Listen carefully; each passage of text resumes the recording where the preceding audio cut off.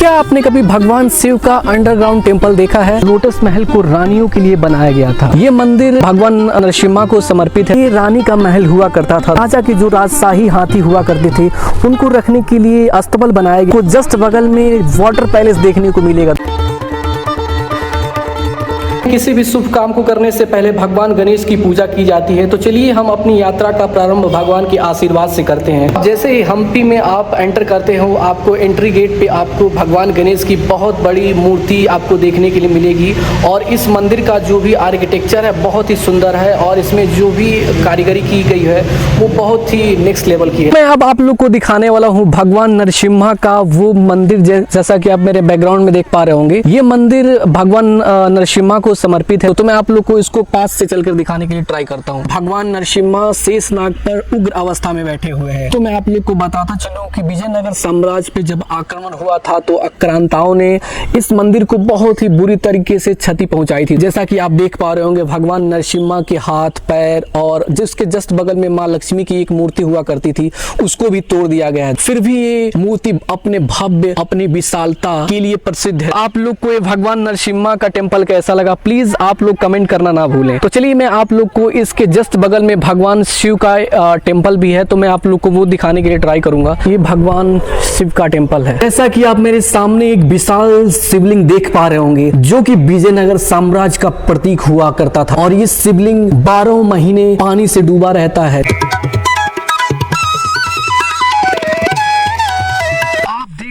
Lotus महल, जैसा कि आप मेरे बैकग्राउंड में देख पा रहे होंगे लोटस महल कितना शानदार कितना भव्य है। तो इस लोटस महल को रानियों के लिए बनाया गया था। इस पैलेस में आपको ग्राउंड फ्लोर मिलेगा। ग्राउंड फ्लोर पे पुराने समय में जो डांसर्स हुआ करती थी वो अपना परफॉर्मेंस यहाँ पे दिया करती थी, डांस किया करती थी।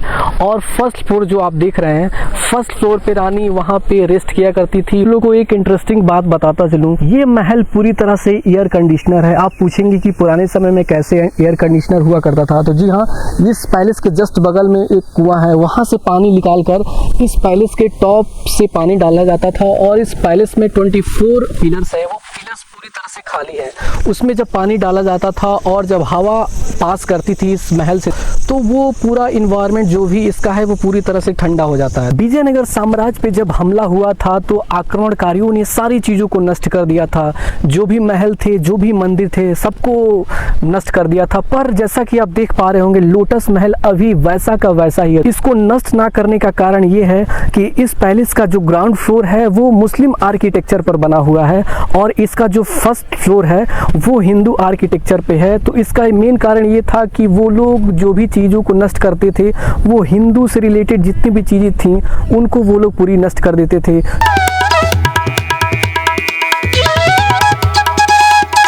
अब मैं आ गया हूँ एलिफेंट स्टेबल में। जैसा कि आप मेरे बैकग्राउंड में देख पा रहे होंगे राजा के जो राजशाही हाथी हुआ करते थे उनको रखने के लिए अस्तबल बनाया गया। जैसा कि आप देख पा रहे होंगे, मैं आप लोग को पास से चल के इनको दिखाने के लिए ट्राई करूंगा। इस अस्तबल को भी कितनी भव्यता से इसको बनाया गया। इस अस्तबल में जो भी हाथी रहा करते थे उनको रैंकिंग के हिसाब से रखा जाता था। जैसा कि आप गुम्बद पे देख रहे होंगे, हर गुम्बद डिफरेंट टाइप के है, तो वो उनकी रैंकिंग के हिसाब से हाथियों को रखा जाता था।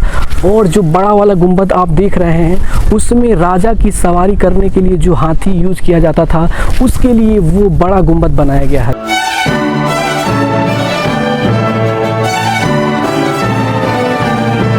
जैसे ही लोटस पैलेस के अंदर एंटर करोगे आपको जस्ट बगल में वाटर पैलेस देखने को मिलेगा। मैं आप लोग को बताता चलूं कि विजयनगर साम्राज्य जब अपने चरम सीमा पे था तो यहाँ पे एक बहुत भव्य शानदार पैलेस हुआ करता था जहाँ पे वाटर की एक्टिविटीज हुआ करती थी। यहाँ पे राजा रानी अपनी फैमिली के साथ बैठकर अपनी बातों को शेयर किया करते थे। फिलहाल में अभी यहाँ पे आपको कुछ देखने को नहीं मिलेंगे, लेकिन यहाँ पे कुछ उसके अवशेष आप लोग को देखने को मिलेंगे। तो मैं आप लोग को ट्राई करूंगा कि कुछ पास से आप लोग को दिखाने के लिए ट्राई करूँ। जैसा कि आप मेरे बैकग्राउंड में देख पा रहे होंगे ये रानी का महल हुआ करता था। अभी सिर्फ उस पैलेस का बेस ही बचा हुआ है।